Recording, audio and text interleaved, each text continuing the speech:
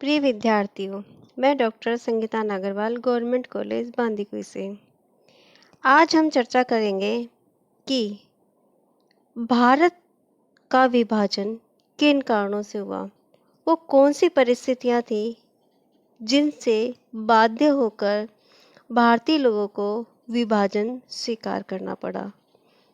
तो देखिए, लगभग 200 वर्षों की गुलामी के बाद भारतीय इतिहास में 14 और 15 अगस्त 1947 का दिन जहाँ ढेरों खुशियाँ साथ लाया, वहीं एक दर्द भरी दास्तां भी साथ लाया। जहाँ यह दिन पाकिस्तान और भारत की वर्षों के इंतजार की आज़ादी का दिन था, वहीं यही दिन विभाजन का भी दिन था। विभाजन विभाजन किस चीज़ का? विभाजन भूमि का, विभाजन लोगों की भावनाओं का। और इस विभाजन की पीड़ा को वो लोग अच्छे से जानते हैं जिन्होंने प्रत्यक्ष रूप में इसका दर्द सहा है। विभाजन के कारण अनेकों लोगों के घर छूट गए, घर आंगन छूट गया, उनके रिश्तेदार छूट गए, अपने छूट गए, और इससे ज़्यादा उन्होंने खून की होली देखी। और उसके बाद भी इस सारे दर्द को सहकर भी उन्होंने विभाजन के कारण दूसरा क्षेत्र अपनाया। माउंटबेटन योजना स्वीकार करते हुए गांधी ने भी कहा था, गांधी जो शुरू से प्रारंभ से अंत तक जो विभाजन के विरोधी थे, लेकिन बाद में उन्होंने भी स्वीकार किया कि विभाजन का आरंभ से मैं विरोधी रहा हूँ, किंतु अब परिस्थितियाँ ऐसी उत्पन्न हो गई कि दूसरा कोई रास्ता नहीं बचा है। अब हमें पाकिस्तान स्वीकार करना ही पड़ेगा। तो अब हम यह चर्चा करेंगे कि वो कौन सी परिस्थितियाँ थी जिनके कारण भारतीयों को विभाजन का ये दर्द स्वीकार करना पड़ा। क्या यह विभाजन इतना अनिवार्य था? तो अब हम उन परिस्थितियों या कारणों का अध्ययन करेंगे जिसके कारण भारतीयों ने ये विभाजन की पीड़ा सही। तो देखिए, इसके पीछे जो सबसे पहला कारण माना जाता है वो है सांप्रदायिक दंगे। देखिए, 1930 में मोहम्मद इकबाल ने पाकिस्तान का सपना मुसलमानों को दिया और इस सपने को मंजिल तक पहुंचाने का कार्य किया मुस्लिम लीग और विशेषकर जिन्ना ने। मुस्लिम लीग का शुरू से सपना था पाकिस्तान निर्माण, अपना एक क्षेत्र हासिल करना, और इसी के लिए उसने प्रारंभ से अंत तक ब्रिटिश सरकार द्वारा जो भी संवैधानिक योजना लाई गई उनका विरोध किया, क्योंकि उनका लक्ष्य था पाकिस्तान की प्राप्ति। और जब 16 अगस्त 1947 तक जिन्ना को अपना पाकिस्तान नहीं मिला, तो उसने एक सोची समझी रणनीति के तहत 16 अगस्त 1947 से भारत में प्रत्यक्ष कार्रवाई दिवस मनाया, और इसी दिन से भारत में सांप्रदायिक दंगे शुरू हो गए। जिन्ना की सांप्रदायिक दंगे भड़काने में एक चाल थी, और वो चाल थी कि किसी भी तरह से कांग्रेस मुसलमानों की पाकिस्तान की मांग को स्वीकार कर ले। प्यार से नहीं तो आतंक से डरकर वह पाकिस्तान की मांग को स्वीकार करे। और ये सांप्रदायिक दंगे इतने फैल गए कि ये भारत आज़ाद हुआ जब तक चलते रहे। इसकी परिणति कलकत्ता, नोआखाली, तेपेराहा, बिहार, अहमदाबाद और गढ़मुक्तेश्वर में देखी जा सकती है। यहाँ लाशों का ढेर लग गया, हजारों निर्दोष लोगों को मौत के घाट उतार दिया गया। भारत में खूनी होली खेली गई और इन सब का उद्देश्य था पाकिस्तान की मांग को स्वीकार करवाना। ब्रिटिश सरकार चाहती तो इन दंगों को दबा सकती थी। हालांकि इस समय प्रतिरक्षा मंत्री थे बलदेव, लेकिन प्रतिरक्षा मंत्री होने के बाद भी उनके पास सेना व पुलिस नहीं थी। सेना और पुलिस पर ब्रिटिश सरकार का नियंत्रण था। नेहरू ने कहा कि ये बड़े आश्चर्य की बात थी कि जिस ब्रिटिश सरकार ने कई वर्षों तक स्वतंत्रता संघर्ष को कुचला, उससे सांप्रदायिक दंगे नहीं दबे। ये बड़े आश्चर्य की बात है। ब्रिटिश सरकार ने भी इन दंगों को प्रोत्साहन दिया। इस बात से तो यही स्पष्ट होता है कि ब्रिटिश सरकार ने इन दंगों को प्रोत्साहन दिया, क्योंकि वो ये बताना चाहती थी या वो ये बताने की कोशिश कर रही थी कि भारतीय स्वतंत्रता के योग्य नहीं हैं। यदि इन्हें स्वतंत्र किया जाता है तो यह आपस में ही मारकाट करते रहेंगे। इन दंगों को रोकना अब अनिवार्य हो गया था, क्योंकि इन दंगों से हजारों की जान जा चुकी थी, करोड़ों की संपत्ति नष्ट हो चुकी थी और पूरे भारत में आतंक का माहौल फैल गया था। इन सब से बचने के लिए ही भारतीयों ने विभाजन को स्वीकार कर लिया। दूसरा कारण था ब्रिटिश सरकार की कूटनीति या ब्रिटिश सरकार की फूट डालो राज करो की नीति। देखिए, जब अंग्रेज भारत में आए तो वो एक व्यापारिक दृष्टिकोण के रूप में आए थे। व्यापारी के रूप में वो भारत आए थे, लेकिन वो भारत की राजनीतिक कमजोरी का लाभ उठाकर वो भारत के सर्वे सर्वा बन गए। जिस समय वो भारत आए उस समय भारत में मुगलों का शासन था, यानी मुसलमानों का शासन था। तो उन्होंने अपने आप को स्थापित करने के लिए मुसलमानों को कमज़ोर बनाना शुरू किया और इसके लिए उन्होंने हिंदू कौम को समर्थन दिया, ताकि शासक वर्ग और समृद्ध मुसलमान कमज़ोर हो जाएं। अंग्रेजों के समर्थन से हिंदू पक्ष मजबूत हो गया। धीरे धीरे उनमें राष्ट्रीयता का उदय हुआ। अब यही राष्ट्रीयता अंग्रेजों के लिए बाधा बन गई। अब उन्होंने अपनी रणनीति बदल ली। अब अंग्रेजों ने मुसलमानों का पक्ष लेना शुरू कर दिया। ब्रिटिश सरकार ने एक पॉलिसी अपनाई, डिवाइड एंड रूल की।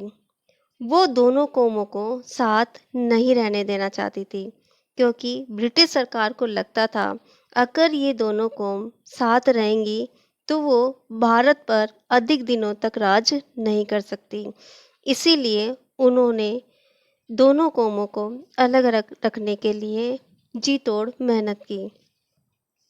अपनी नीतियों व संवैधानिक विकास 1909, 1919, 1935, क्रिप्स मिशन, वेवल योजना, कैबिनेट मिशन, माउंटबेटन योजना में उन्होंने किसी न किसी रूप में सांप्रदायिकता को स्थान दिया और ये सब प्रयास था मुसलमानों को खुश करने के लिए। इन ब्रिटिश सरकार की इन नीतियों से दोनों वर्गों में मतभेद बढ़ता ही गया और ये मतभेद अंत समय तक तो विकराल रूप में प्रकट हुआ। ब्रिटिश सरकार ने कभी भी प्रयास नहीं किया कि हिंदू और मुसलमानों का मतभेद दूर किया जा सके, क्योंकि मतभेद से ही उनका उल्लू सीधा होता था। मुस्लिम लीग ने जब पृथक राज्य की मांग की तो ब्रिटिश सरकार ने उसको भी समर्थन दिया। समर्थन देने के साथ साथ ब्रिटिश सरकार ने लीग को प्रोत्साहित भी किया। सांप्रदायिक दंगों में भी ब्रिटिश सरकार का अप्रत्यक्ष रूप से हाथ रहा। तो ब्रिटिश सरकार की फूट डालो और राज करो की नीति से भारतीय परेशान थे। अब वो इस नीति से छुटकारा चाहते थे। अब भारतीयों को लग गया था कि अगर ब्रिटिश सरकार और अधिक दिनों तक भारत में रही तो भारत के कई टुकड़े हो जाएंगे। भारत में एक नहीं कई पाकिस्तान बन जाएंगे। इसलिए जब माउंटबेटन योजना और भारतीय स्वतंत्रता अधिनियम में स्वतंत्रता के साथ साथ विभाजन उनको मिल रहा था तो उन्होंने इस विभाजन को स्वीकार कर लिया, क्योंकि इस विभाजन के साथ उन्हें ब्रिटिश सरकार की फूट डालो और राज करो की नीति से भी छुटकारा मिल रहा था। अगला कारण था देश विभाजन अविलंब स्वतंत्रता के रूप में था। देखिए, भारतीयों का सपना था भारत को आज़ाद करना और इस आज़ादी के लिए हजारों लोगों ने अपने प्राण गंवाए, हजारों लोग शहीद हुए और उन्हीं की शहादत के परिणाम स्वरूप माउंटबेटन योजना व भारतीय स्वतंत्रता अधिनियम में भारत विभाजन के साथ साथ भारत को स्वतंत्र करने की मांग भी मान ली गई थी। लेकिन ब्रिटिश सरकार दोनों वर्गों में मतभेद बनाए रखकर सांप्रदायिकता कायम कर भारत में रहकर कूटनीति का खेल अभी भी खेलना चाहती थी और इसीलिए ब्रिटिश सरकार ने समय समय पर मुस्लिम लीग को प्रोत्साहित किया। जबरदस्ती मुस्लिम लीग को वेवल ने अपने प्रयासों से अंतरिम सरकार में शामिल किया और उसका एकमात्र उद्देश्य था कि कांग्रेस किसी भी तरह से सफल ना हो और इससे भी आगे बढ़कर पुलिस, प्रतिरक्षा, सूचना और यातायात जैसे महत्वपूर्ण विभाग और पदों पर मुसलमानों को लगाया जा रहा था, जिससे ये मुसलमान पग पग पर कांग्रेस के कार्यों में अड़चन पैदा करते रहे। अंग्रेज और मुस्लिम गठबंधन से अंतरिम सरकार में उच्च पदों से लेकर चपरासी तक मुसलमान भरे जा रहे थे। मुस्लिम लीग ने कांग्रेस के लिए समस्या पर समस्या खड़ी कर दी और स्थिति यह आ गई कि यह स्पष्ट हो गया कि मुस्लिम लीग कांग्रेस को किसी भी रूप में समर्थन नहीं देगी।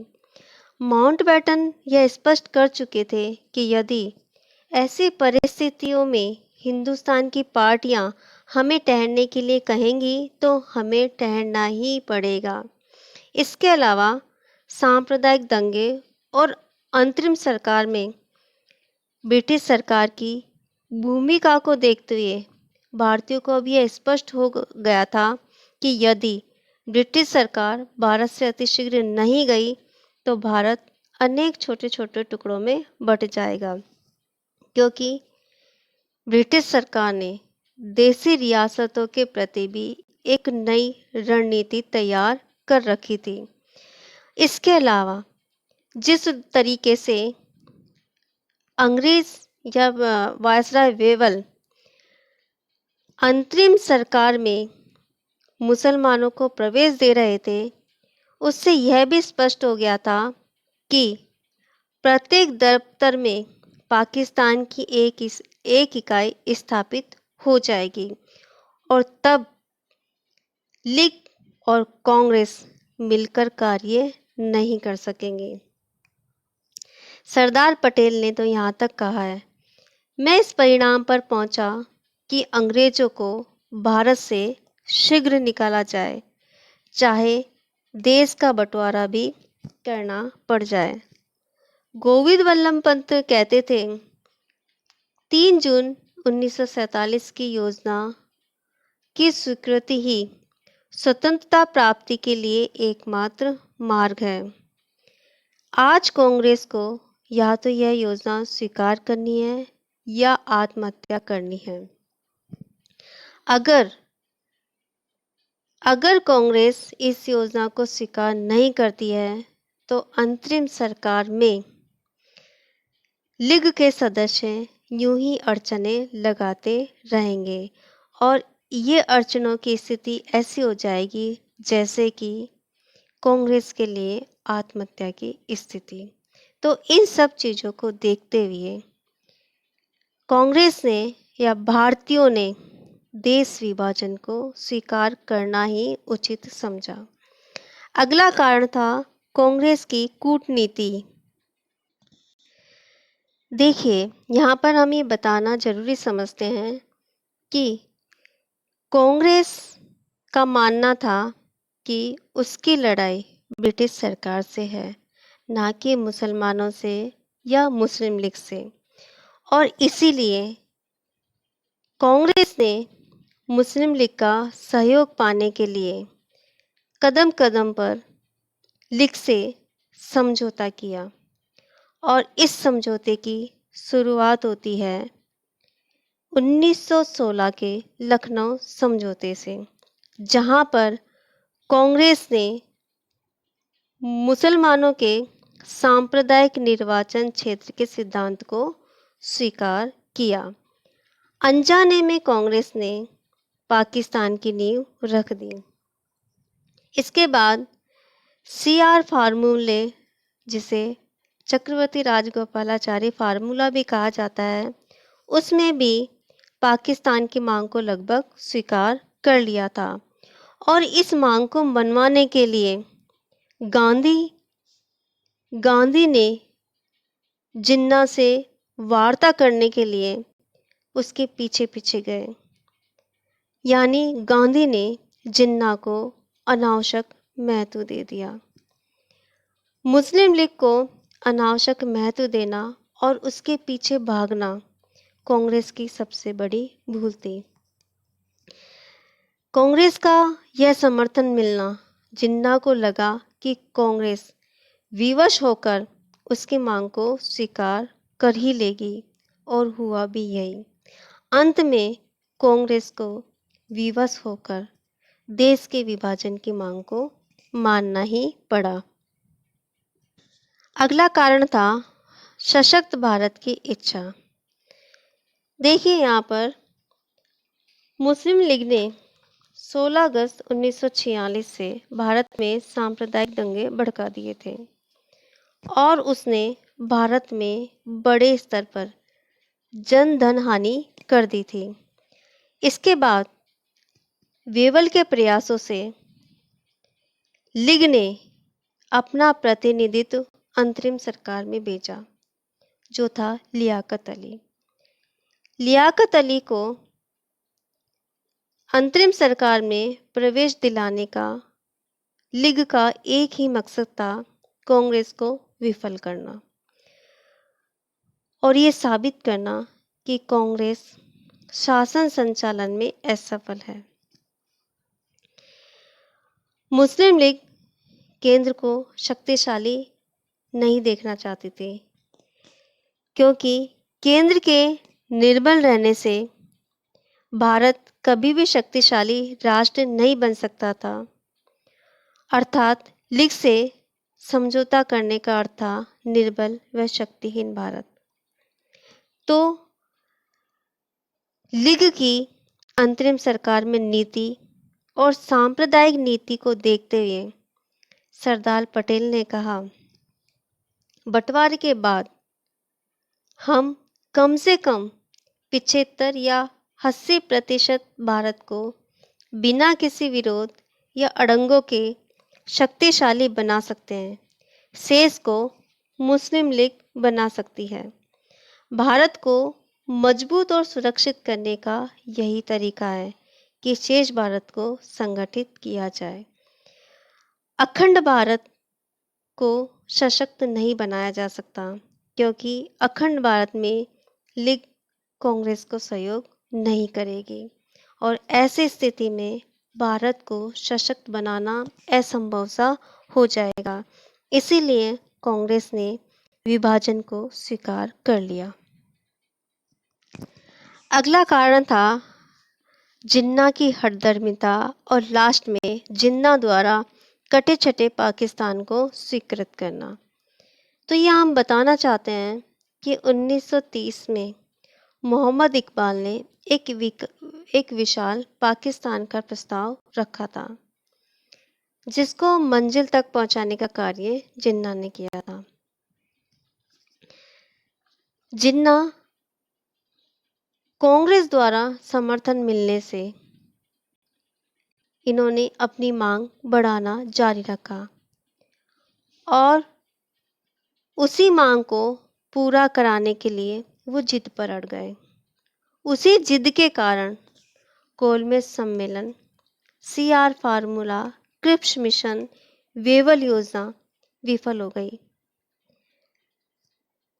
सांप्रदायिक समस्या का भी कोई हल नहीं निकला। जिन्ना या मुस्लिम लीग कांग्रेस को केवल हिंदुओं की संस्था सिद्ध करने का प्रयास करता रहा। 1937 के चुनाव में जो कांग्रेस की सरकार बनी, उस पर जिन्ना ने मनगढ़ंत आरोप लगाना शुरू कर दिया। उसने कहा कि मुसलमानों पर अत्याचार करने वाली संस्था कांग्रेस है। इसके अतिरिक्त द्वितीय विश्व युद्ध में जब ब्रिटिश सरकार ने भारत को युद्ध में शामिल कर लिया, तो उसके विरोध में कांग्रेस मंत्रिमंडल ने त्यागपत्र दिया। लेकिन दूसरी तरफ जिन्ना या मुस्लिम लीग ने इनके त्यागपत्र की खुशी में मुक्ति दिवस मनाया। गांधी द्वारा समय समय पर जिन्ना की मान मनुहार की गई, CR फार्मूले को अपनाने के लिए और माउंटबेटन योजना स्वीकार करने के लिए।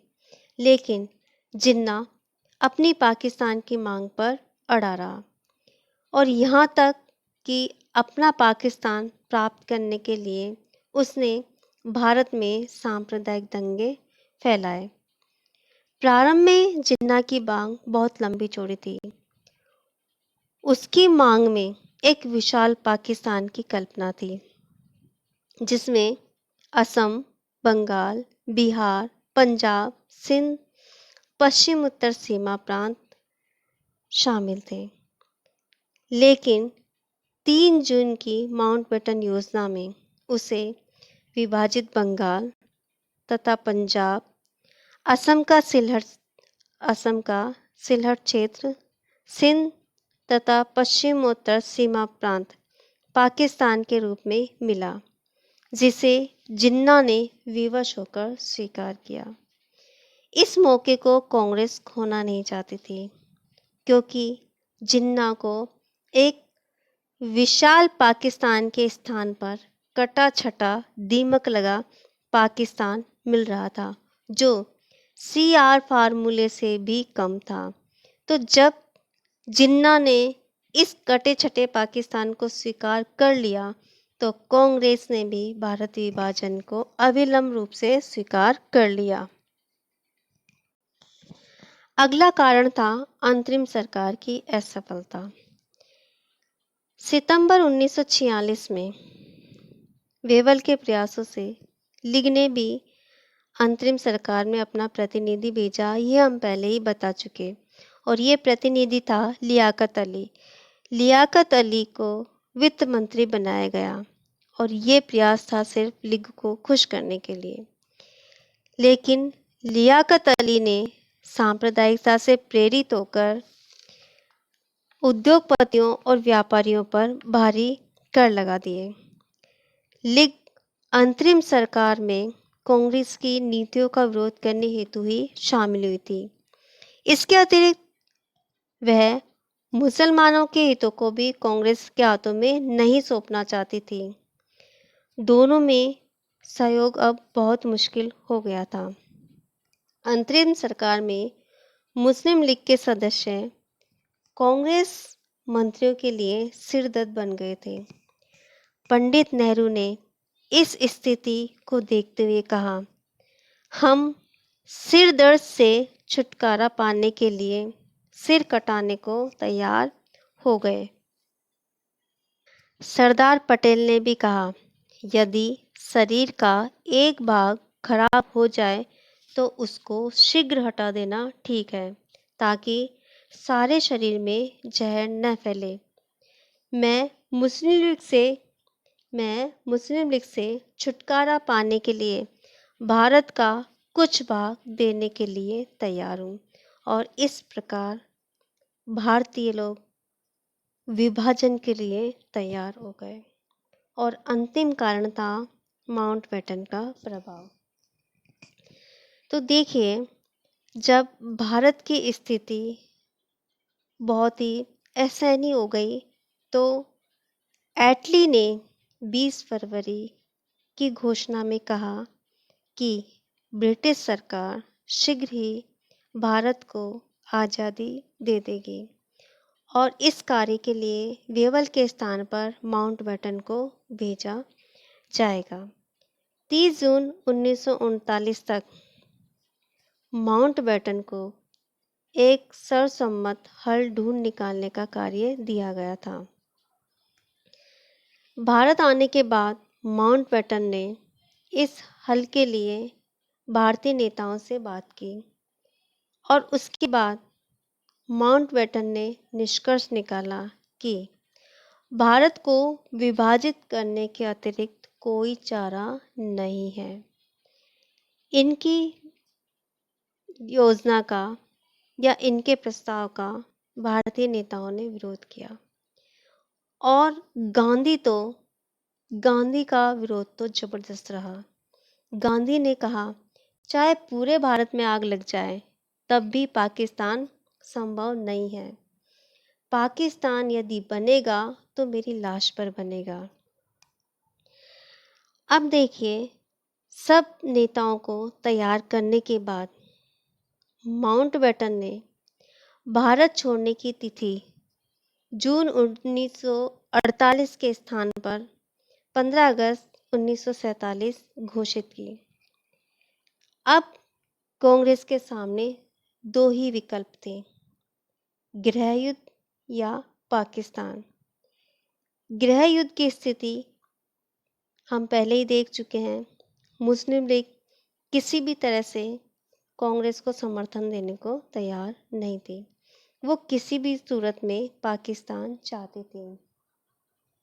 माउंटबेटन ने भी भारतीय नेताओं को समझाया कि संयुक्त भारत में मुस्लिम लीग कभी भी शांति और व्यवस्था नहीं रहने देगी।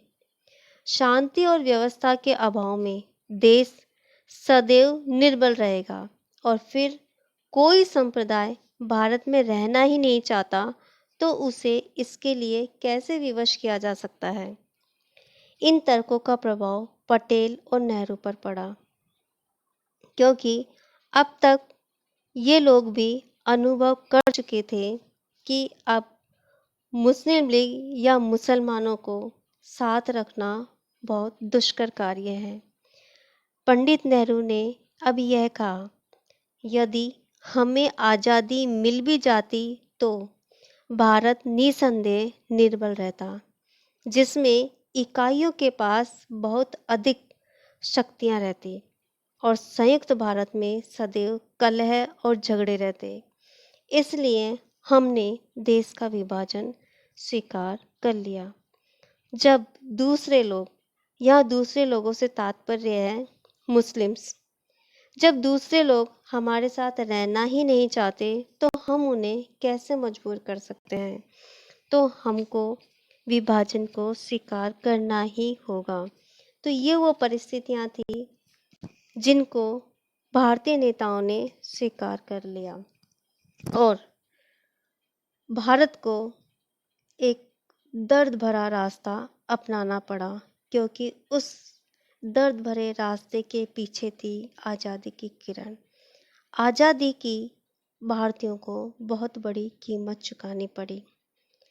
अब आगे इन कारणों के अतिरिक्त और वो कौन से सहायक तत्व थे जिसने भारतीय आज़ादी का रास्ता प्रशस्त किया, इसकी चर्चा हम अगले वीडियो में करेंगे। नमस्कार, धन्यवाद।